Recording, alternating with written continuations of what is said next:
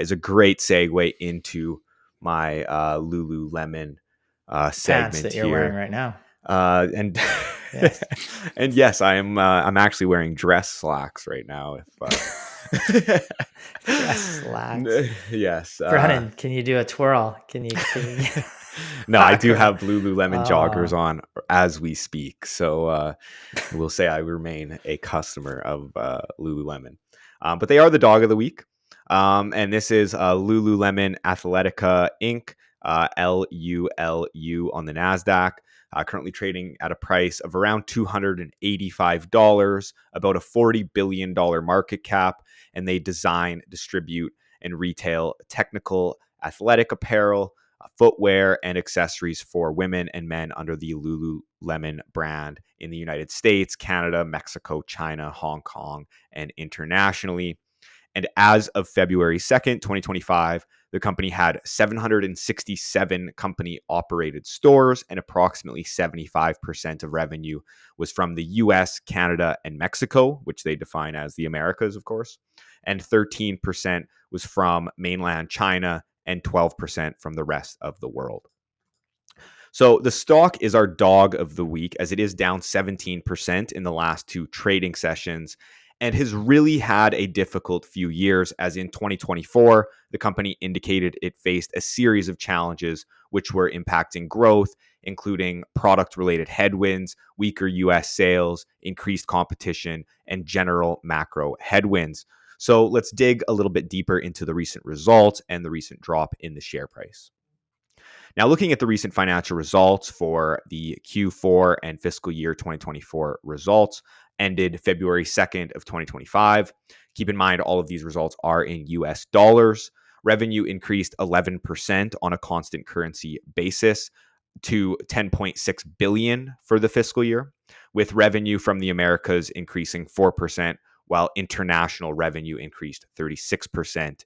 Now, comparable sales increased 4% overall, with a decrease of 1% in the Americas, while international sales increased 24% on a constant currency basis. So there is still strength internationally that they're seeing.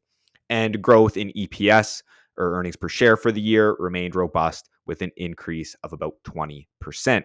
Now, to put this growth in relation to its longer term trend, revenue has grown with a compound annual growth rate of 22% over the past 5 years, while earnings per share has grown at a rate of about 24% over the same period. So we have certainly seen growth slowing in 2024. The balance sheet remains healthy, with cash of 1.98 billion, with no debt, but leases of 1.58 billion, providing a net cash position of approximately 400 million, or $3.29 per share. So overall, the balance sheet remains healthy. Now, the primary reason for the recent drop in the share price was the company's fiscal year 2025 guidance, as the company is looking to grow revenue in the year to approximately 11.2 billion at the midpoint, which represents growth of 7 to 8% if we exclude the 53rd week of 2024, while diluted earnings per share is expected to grow to $15.05 per share, which at the midpoint is expected to be growth of about 3%. And in relation to the slowed growth in earnings per share, this does not include the impact of any share repurchases that the company may conduct over the course of the fiscal year. They have been buying back shares quite consistently, but the guidance does include the expectation for gross margins to decrease by approximately 60 basis points versus 2024, driven by deleverage on fixed costs, FX headwinds, and the impact of increased tariffs related to China and Mexico. And again, as I noted previously, revenue has grown with a compound annual growth rate of 22% over the past 5 years, while EPS has grown at a rate of 24% over the same period. So seeing this slowdown, the stock has certainly sold off further. And given these growth concerns, we are seeing the price to earnings multiple of the business compress, with a median price to earnings multiple of 41% or 41 times over the past decade, while it's currently trading approximately 20 times trailing earnings and about 19 times forward earnings.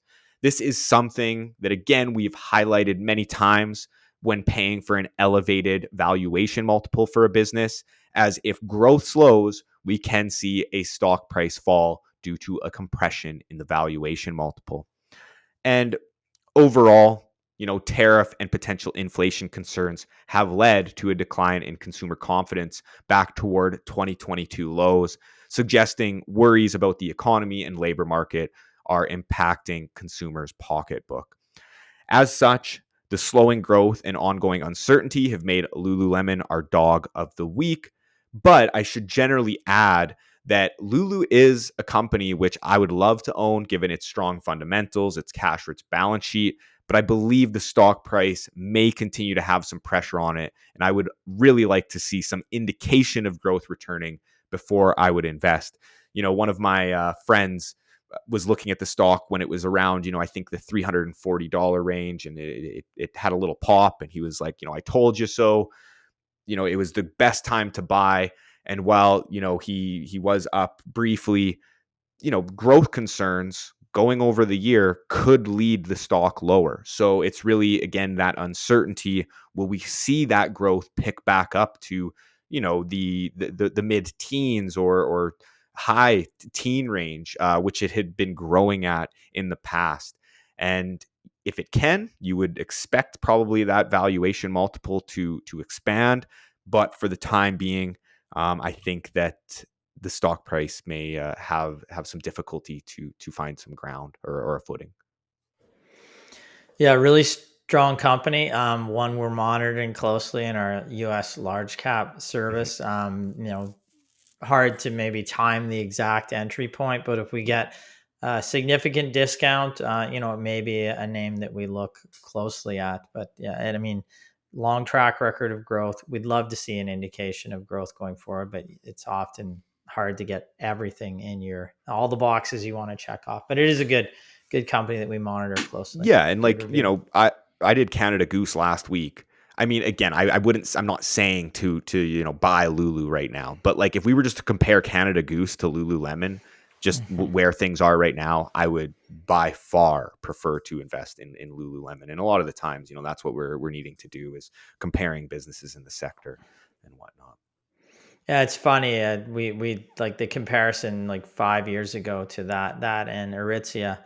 There was one point where Lululemon was outperforming, but 5 years later, you're looking at Aritzia's gains far surpassing what went on, even with Lululemon, which is a tremendous company in the space. But Yeah. Aritzia's gains are 250% in that range, and Lulu has not doubled over that period yet. So, Mhm. a great company, and certainly outperformed Canada Goose as well. So, yeah.